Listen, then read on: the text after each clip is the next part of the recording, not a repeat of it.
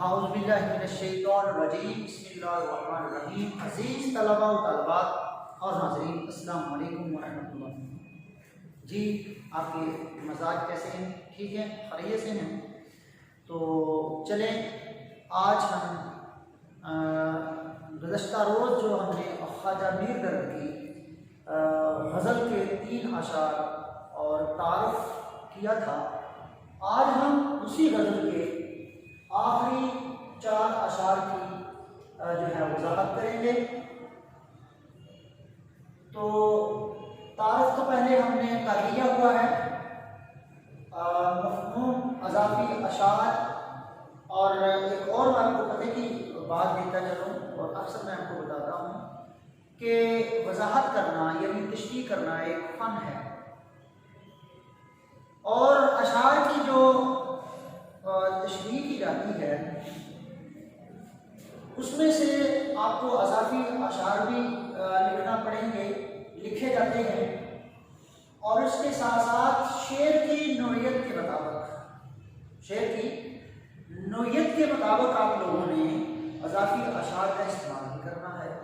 شعر کی نوعیت کے مطابق آپ لوگ قرآنی آیات کا حوالہ بھی دے سکتے ہیں، اس کا ترجمہ بھی لکھ سکتے ہیں، اس کے ساتھ ساتھ احادیث کا استعمال بھی کر سکتے ہیں۔ ٹھیک ہے، تو چلتے ہیں شعر نمبر 4 کی طرف۔ اپنی اپنی کتابیں کھولیں اور غور سے سنیں۔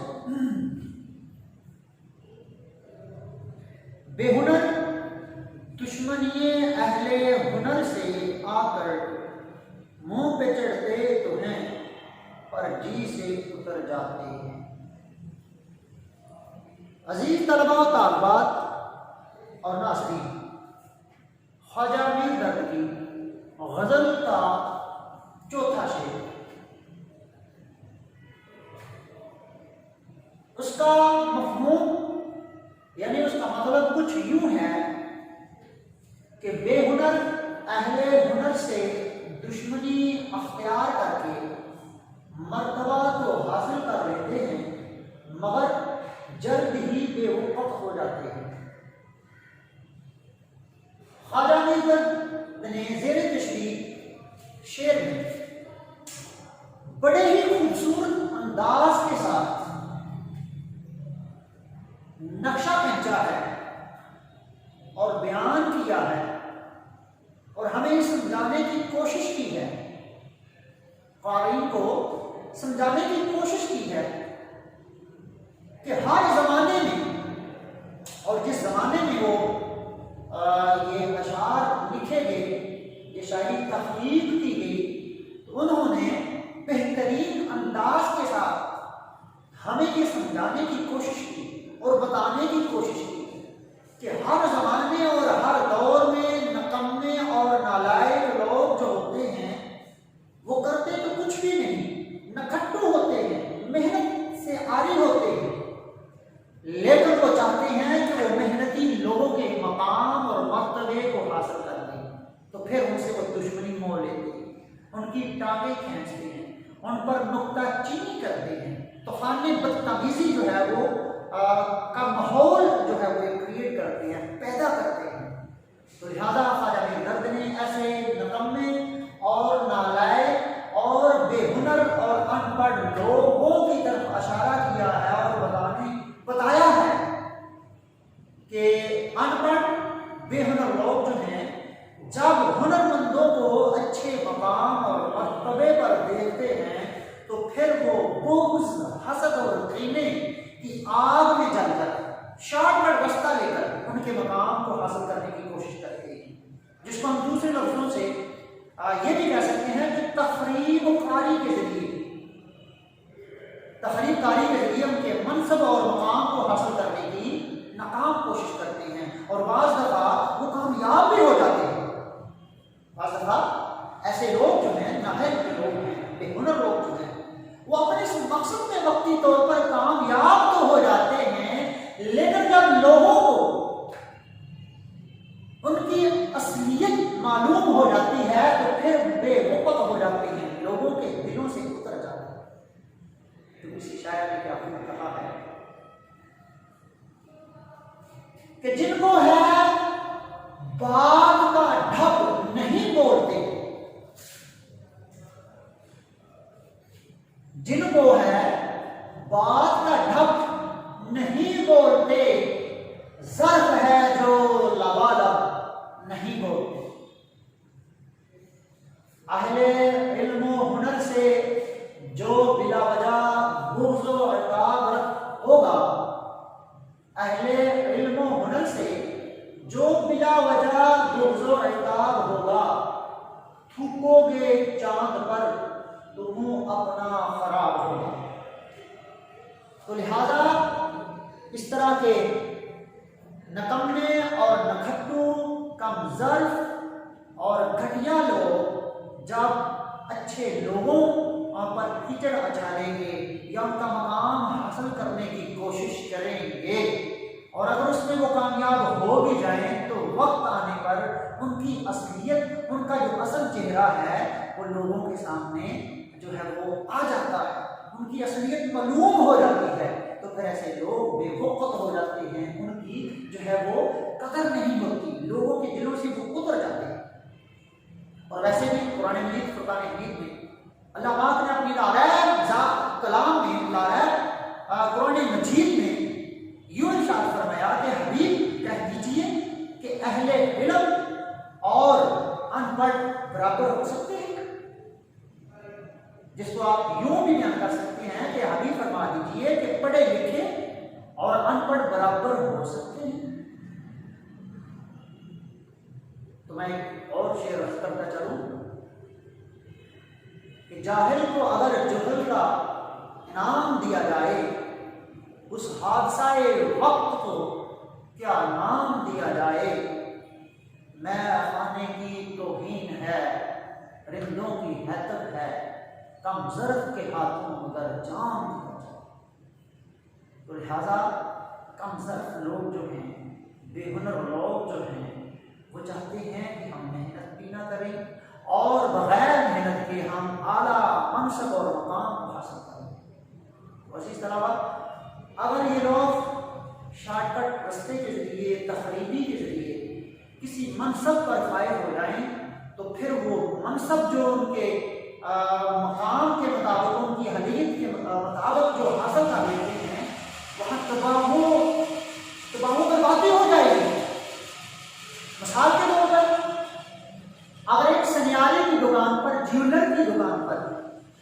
وہاں کسائی کو بٹھا دیا جائے کہ آپ زیور تیار کریں،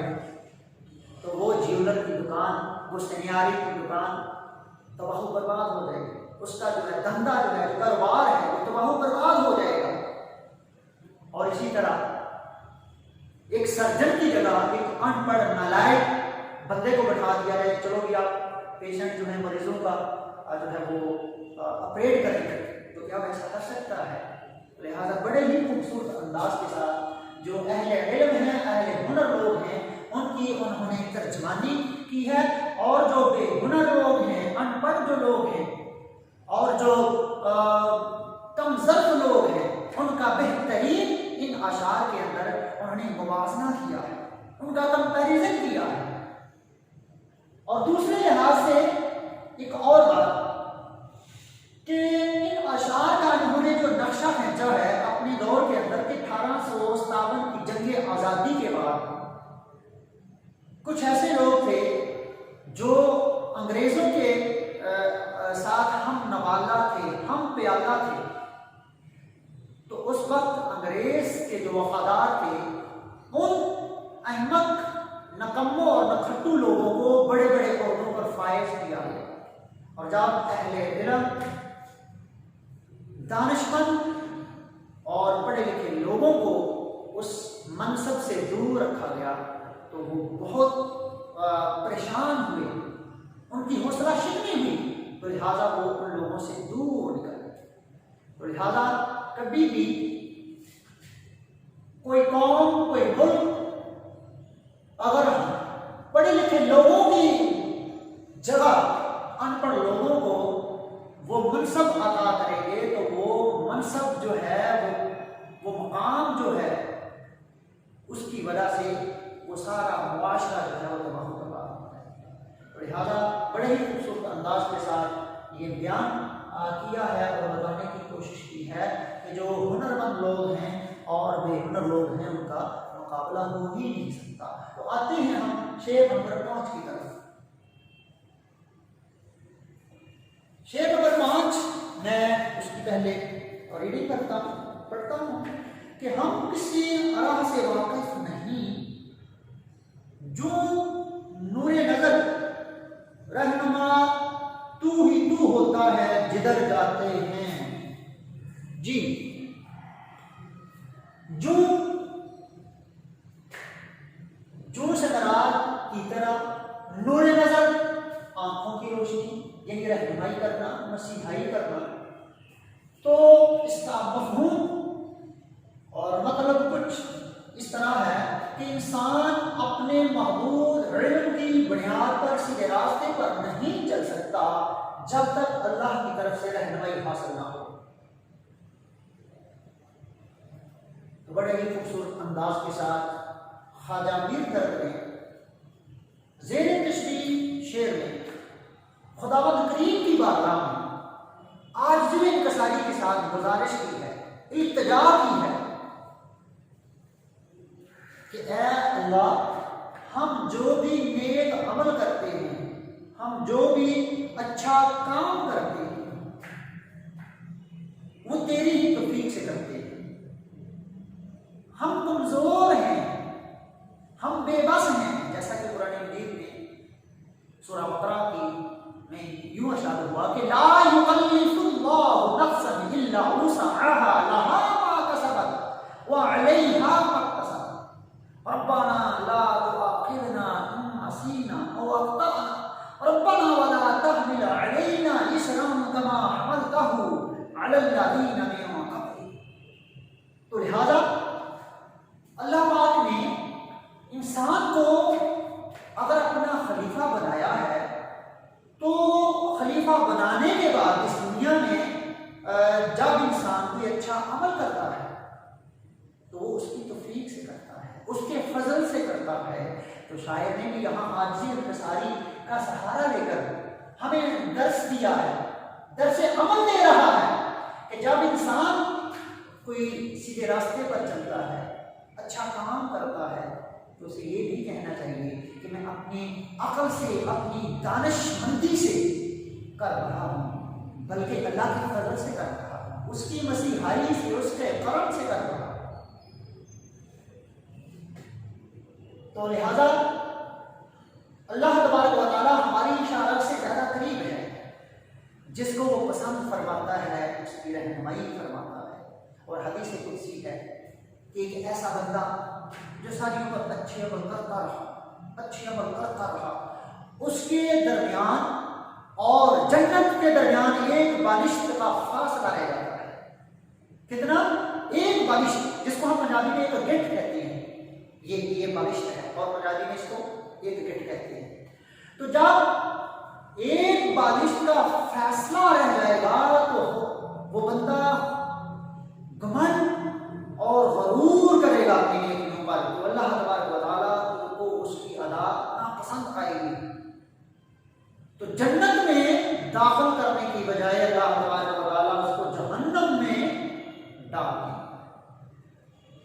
اور ایک ایسا شخص جس نے پوری زندگی کوئی اچھا عمل ہی نہیں کیا، کوئی نیک کام ہی نہیں کیا، اور اس شخص اور جہنم کے درمیان ایک بالشت کا فاصلہ ہے، اور اللہ تبارک و تعالیٰ اس پر اپنا کرم فرمائیں گے، اس کی مسیحائی فرمائیں گے، اللہ پاک اس کی رہنمائی فرمائیں گے، اس کے سیدھے راستے پر چلا دیں گے، اور یہ ادا اللہ تبارک و تعالیٰ کو اس کی پسند آ جائے گی، تو اللہ تبارک و تعالیٰ اس کو جہنم سے جنت کے راستے کی طرف ڈال دیں گے، یا اس کو جنت کا ٹکٹ ادا کر کے اس کی بخشش فرما دیں گے۔ تو یہ اللہ کی عطا ہے۔ تو لہٰذا شاعر نے اپنی بے بسی،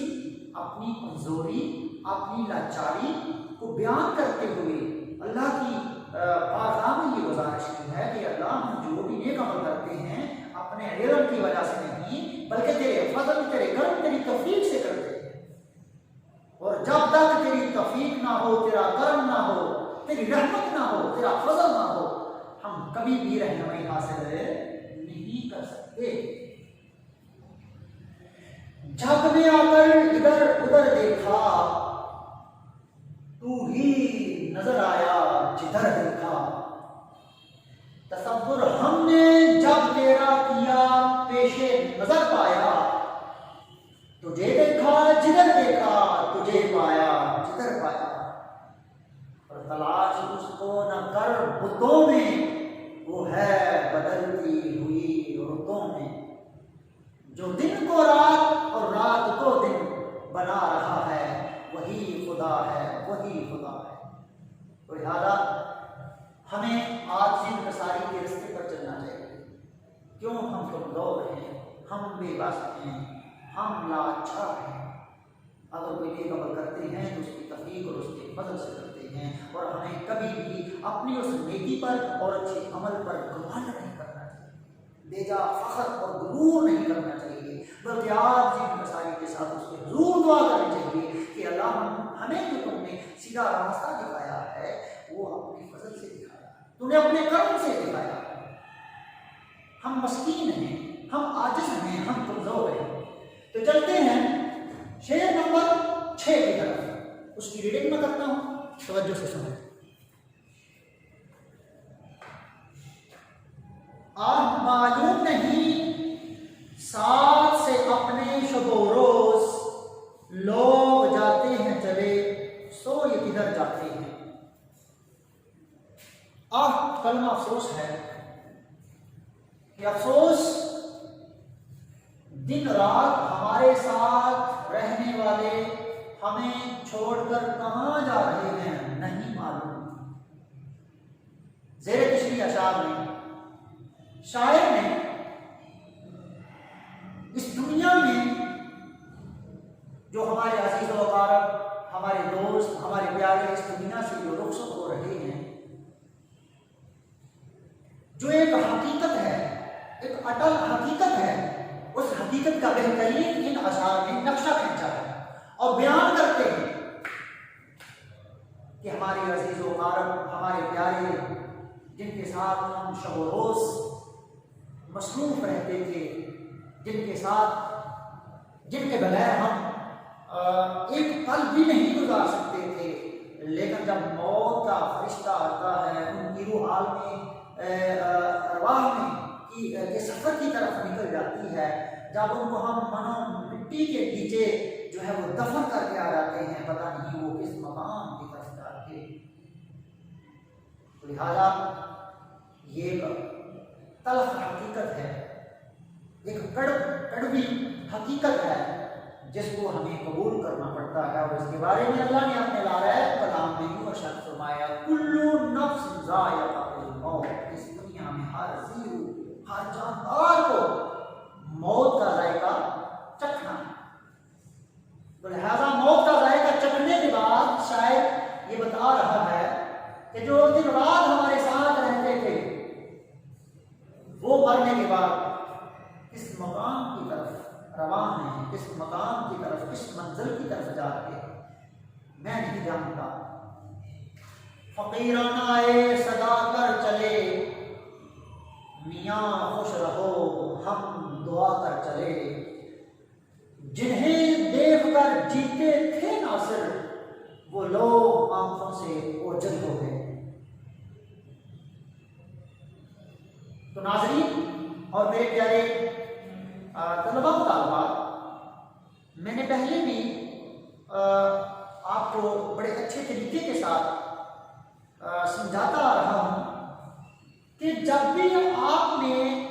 غزل کے اشعار کی تشریح کرنی ہے تو غزل کے جو اشعار ہوتی ہیں وہ ایک شعر سے دوسرا شعر مختلف ہوتا ہے، اور نظم کی ترتیب میں اس کا موضوع ایک عنوان ایک ہی ہوتا ہے۔ تو جب بھی آپ نے اس کے مفہوم، اس کی وضاحت آپ نے کرنی ہے تو اس میں اضافی اشعار، جس طرح میں نے یہاں اضافی اشعار کا استعمال کیا ہے، اس کے ساتھ ساتھ میں نے حدیث قدسی کو بیان کیا ہے، اس کے ساتھ قرآنی آیات کا میں استعمال کر رہا ہوں، تو وہ شعر کی نوعیت کے مطابق آپ نے کرنا ہے، ٹھیک ہے۔ آپ شعر کی نوعیت کے مطابق اضافی اشعار کا بھی استعمال کر سکتے ہیں. آپ شعر کی نوعیت کے مطابق قرآنی آیات کا ترجمہ یا قرآنی آیات کو بھی کوٹ کر سکتے ہیں اور اس کے ساتھ ساتھ احادیث کا استعمال کر سکتے ہیں. احادیث جو قدسی ہے اس کو بھی آپ استعمال میں لا سکتے ہیں، ایڈ کر سکتے ہیں، لکھ سکتے ہیں. تو چلتے ہیں شعر نمبر 7، غزل کا آخری شعر. اور غزل کے آخری شعر میں جہاں شاعر نے اپنا تخلص بیان کیا ہے اس کو مقطع کہتے ہیں. جی، تا قیامت نہیں مٹنے کا دل عالم سے، درد ہم اپنے عرض چھوڑے اثر جاتے ہیں. جی، غزل کے آخری شعر میں دل عالم دنیا کے دلوں سے، عرض بدلے میں، اثر نقوش، جس کا مفہوم کچھ یوں ہے کہ اے درد ہم اپنی شاعری کے ایسے نقوش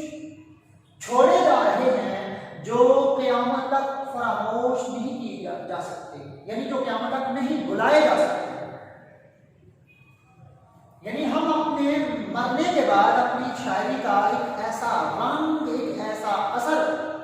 چھوڑ کر جا رہے ہیں جو پڑھنے والے قیامت تک اس کو بلا نہیں سکتے. دوسرے انداز میں اس کا مفہوم یہ بھی ہو سکتا ہے، ضروری نہیں بیٹے کہ میں نے جو یہاں مفہوم آپ کو لکھ کر دیا ہے آپ اس کو اسی انداز میں کریں. اگر آپ ایک اچھے طریقے کے ساتھ اور انداز میں اور رنگ میں کر سکتے ہیں تو آپ کو اجازت ہے. تو میں نے 2 رنگ بیان کیے ہیں، ٹھیک ہے. تو آپ اپنے خود اس کو کریٹ کر سکتے ہیں، تخلیق کر سکتے ہیں، اچھے انداز کے ساتھ آپ بھی کوشش کریں تو کر سکتے ہیں. تو لہٰذا اس کا مفہوم میں نے آپ کے سامنے بیان کیا ہے. اب ہم اس کی وضاحت کی طرف چلتے ہیں. تو زیر تشریح شعر میں غزل کے آخری شعر یہ مقطع، شاعر نے اپنی ہی شاعری کے بارے میں بیان کرتے ہیں جو اللہ تبارک و تعالیٰ نے اپنے کرم اور فضل سے ان کو ایک تصوف کے رنگ میں، ایک تصوف کی لڑی میں شاعری پرونے کا ایک بہترین جو ہے وہ ایک بہترین ایک فن دیا ہے. تصوف کے رنگ میں شاعری لکھنے کا ان کو ایک خاص ملکہ حاصل تھا. تو لہٰذا اپنے اس فن پر وہ گمنڈ نہیں کر رہے بلکہ عاجزانہ خداوند کی بارگاہ میں اور عاجزانہ انداز کے ساتھ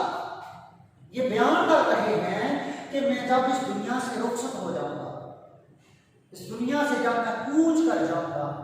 تو میرے مرنے کے بعد میرے قارئین، پڑھنے والے جب میری شاعری کو پڑھیں گے تو میں اپنی شاعری کے بعد یاد کیا جاؤں، مجھے یاد کریں گے. تو لہٰذا میری شاعری کے بدلے، میری شاعری کے عوض لوگ جو ہے میری اس خدمات کو جو میں نے تصوف کے رنگ میں شاعری کو پرویا ہے، تصوف کی لڑی میں میں نے جو اپنے کلام کو تخلیق کیا ہے، اسی بنیاد پر اس کے بدلے لوگ مجھے یاد رکھیں. لہذا تاریخ اچھے لوگوں کو کبھی بھی بیٹے فراموش نہیں کرتی. خواہ شاعری کے رنگ میں یا کوئی اچھی کتاب تحریر کرنے کے بعد، کوئی اچھا ایکسپیریمنٹ کرنے کے بعد، اس طرح ڈاکٹر عبدالقدیر نے اس ملک کو علمی پاور سے، طاقت سے نوازا تو تاریخ اس کو یاد رکھے گی. بابا قوم قائد اعظم محمد علی جناح نے ہمیں پاکستان جو ہے وہ تحفے میں دیا، تاریخ اس کو یاد رکھے گی. اسی طرح جنہوں نے پاکستان کی سر بلندی کے لیے، اس دین کی سر بلندی کے لیے اور پاکستان کی حفاظت کی، پاکستان کی سرحدوں کی حفاظت کی، اور جنہوں نے اپنا خون بہایا، ان شہداؤں کو تاریخ ہمیشہ کے لیے یاد رکھے گی. تو شاید نے بھی اسی طرف اشارہ دیا ہے کہ میں نے بھی اپنی قوم کو، اپنے چاہنے والوں کو شاعری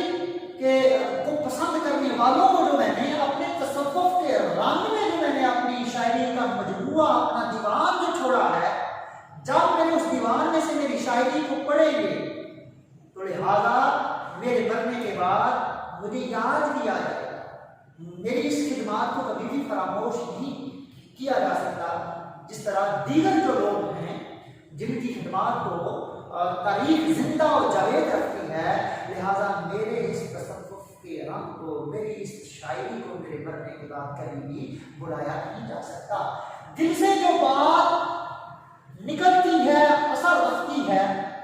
پر نہیں طاقت پرواز مگر رکھتی ہے، جانے گا نہیں شور سخن کا میرے ہرگز، تا حشر جہاں میں